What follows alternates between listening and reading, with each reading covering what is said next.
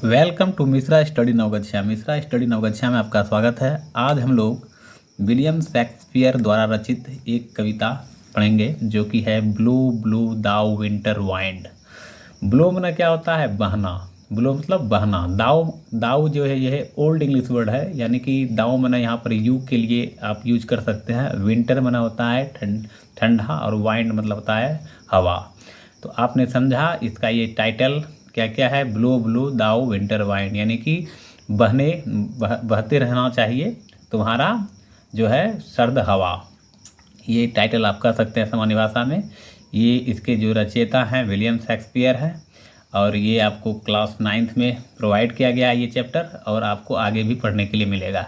तो सबसे पहले हम लोग विलियम शेक्सपियर के बारे में जानेंगे, उसके बाद इनकी कविताओं को भी हम आपको बताने का प्रयास करेंगे लाइन वाइज, इसलिए वीडियो में बने रहें। तो देखिए क्या दिया है। विलियम शेक्सपियर जिनका जन्म हुआ था 1564 ईस्वी में, और इनकी मृत्यु हो गई थी 1616 ईस्वी में। याद रखने वाला नोटेबल पॉइंट है। द ग्रेटेस्ट प्ले राइट, ये एक नाटककार थे, and poet in English literature, और एक कवि भी थे खास करके अंग्रेजी साहित्य में। Was the third of 8 children born to a glove maker in Stratford on Avon in England, यानी इनका ये 8वें was the third of 8 children, यानी कि यहाँ पर जो दिया गया है कि इनका जो जन्म हुआ था वह कहाँ हुआ था? Stratford on Avon in England, यानी इंग्लैंड में इनका जन्म हुआ था। ये 8वें पुत्र थे, ठीक है। टू ए ग्लोव मेकर, यानी ग्लोव बनाने वाला कोई व्यक्ति था, उनके ये पुत्र थे, ठीक है। इनका जन्म हुआ था Stratford on Avon in England में। तो आप समझ गए। आगे है he received little formal education, इनको कम शिक्षा इन्होंने प्राप्त किया था या मिला था। 18 he married Anne Hathaway and soon move to London, यानी इनका जो शादी हुआ था वह एनी हैथवे के से हुआ था, और बाद में वहाँ से वे लंदन चले गए। Within a few years, कुछ ही समय मतलब साल में जो है he was well known as a leading actor and playwright, यानी कि कुछ ही साल में वे एक नेतृत्व करने वाले एक्टर बने और एक नाटककार के रूप में भी वे उभरे। हिज ग्रेट ट्रेजेडीज, यदि उनका ट्रेजेडीज देखा जाए, यानी कि दुखांत नाटक जिसको कहते हैं, इंक्लूड जो कि जुड़ा हुआ है हेमलेट जो उनका प्रसिद्ध एक ट्रेजिक मतलब ट्रेजिक नाटक है, आप दुखांत नाटक कह सकते हैं, जो प्रकाशित किया गया था 1602 ईस्वी में। ये सब ऑब्जेक्टिव पूछा जाता है। ऑथेलो जो कि 1604 ईस्वी में पब्लिश किया गया, और किंग लियर 1605, एंड मैकेबेथ 1606 ईस्वी में प्रकाशित किया गया। ही रोड 154 सोनेट्स, यानी उन्होंने जो है 154 सोनेट लिखा। Some of them are addressed to an attractive young man, यानी इसमें जो है उसमें से कुछ जो उनका सोनेट है वो उसमें जो है एक एट्रैक्टिव यंग मैन को वह एड्रेस्ड किया है, जो कि यहाँ ब्रैकेट में आप देख सकते हैं। The earl of Southampton whom the poet urges to marry, others to the mysterious dark lady, और इसमें और अन्य जो इनका सोनेट है उसमें रहस्यमय एक डार्क लेडी का चित्रण किया गया है। A love triangle two man to a woman, यानी कि एक लव ट्रायंगल को इंडिकेट किया है खास करके मैन और वुमेन के लिए। Is suggested in A number of sonnets, यानी कि बहुत ज़्यादा मात्रा में वह सोनेट्स के माध्यम से इन चीज़ों को वो सजेस्ट करते हैं। तो प्रस्तुत कविता जो है blow blow thou winter wind is about man's ingratitude, यानी कि यहाँ पर जो है ये जो blow blow thou winter wind जो कि एक पोएम है उनका, वो विशेष रूप से जो है मानव के जो इन ग्रेटिट्यूड है, यानी कृतज्ञता, यानी अपने आप में जो है मानव शो करता है कि आई एम प्राउड, मतलब जो है अपने आप को अहंकार को वो दिखाता है। तो उन्हीं चीज़ों को ये कविता जो है विलियम शेक्सपियर ने जो लिखा है ब्लो दाउ विंटर वाइंड, यानी blow blow thou winter wind, वह खास करके मानव के एटीट्यूड यानी इन एटीट्यूड के बारे में है। यहाँ पर आप देख सकते हैं कि द कोल्ड विंटर, यानी कि जो ठंडा वाला जो ऋतु होता है विंटर शरद ऋतु, wind does not cause so much suffering as man's ingratitude. जैसे कि जो कोल्ड विंटर है उसका जो हवा है उतना जो है ठंड नहीं पहुंचाता है या उतना परेशान नहीं करता है जितना कि एक मानव का इनग्रेटिट्यूड, यानी कि किसी भी मानव में जो घमंड आ जाता है ना, वो चीज़ जितना परेशान करता है उतना जो है कोल्ड विंटर परेशान नहीं करता है। तो अब आप समझ सकते हैं कि कुछ स्मॉल ग्रुप में यहाँ पर दिया गया है। चलिए इसको भी थोड़ा सा हम डिस्कस कर लेते हैं कि why do you wear woollen clothes in winter, क्यों आप पहनते हैं वुलन क्लॉथ्स यानी ऊनी वस्त्र खास करके विंटर में। तो जाहिर सी बात है कि ठंड यानी शरीर को ठंड से बचाने के लिए हम लोग वुलन क्लॉथ्स पहनते हैं खास करके विंटर में। आगे देखते हैं, आगे दूसरा क्वेश्चन है कि how much do you like this season, आप इस सीज़न को कितना ज़्यादा पसंद करते हैं। तो I like so much this season according to me, मैं जो हूँ इस सीज़न को ज़्यादा पसंद करता हूँ और आपका अपना चॉइस हो सकता है। Which is your favourite season, आपका फेवरेट सीज़न क्या है। तो हम कहेंगे विंटर ही है।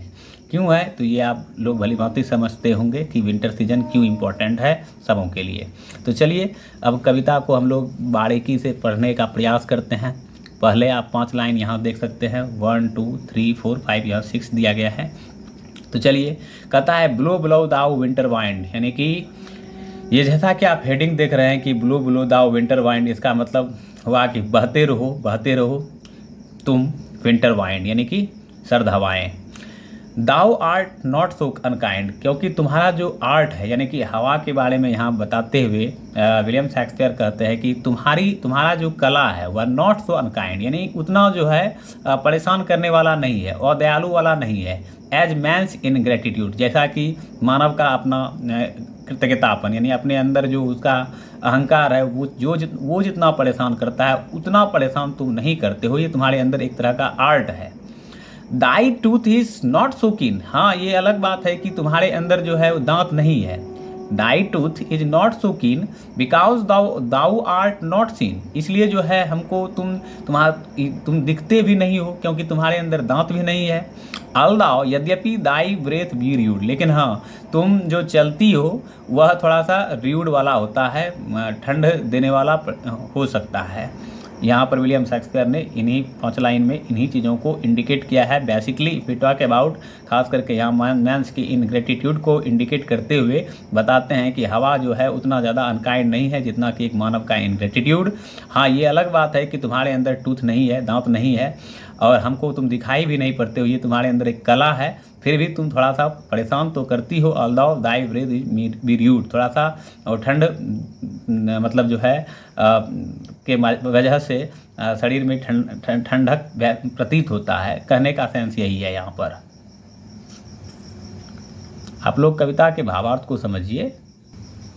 अब आगे यहाँ पर आप देख सकते हैं कि यहाँ पर एक गीत है जो कि यहाँ पर विलियम शेक्सपियर कहते हैं कि हे हाय sing heigh ho unto the green holly, most friendship is feigning, most loving mere folly, यानी कि अब यहाँ पर जो हवा है तो वो उसके बारे में इंडिकेट करते हुए कहते हैं कि तुम तो बहती हो और थोड़ा शरीर को ठंडक मतलब जो है पहुँचाती हो, ठीक है, लेकिन बहुत सारे ऐसे फ्रेंड हैं जो जिससे हम दोस्ती करते हैं, वे क्या करते हैं, धोखा देते हैं। यानी कि यहाँ पर क्या मतलब हुआ है इसका, धोखा देना।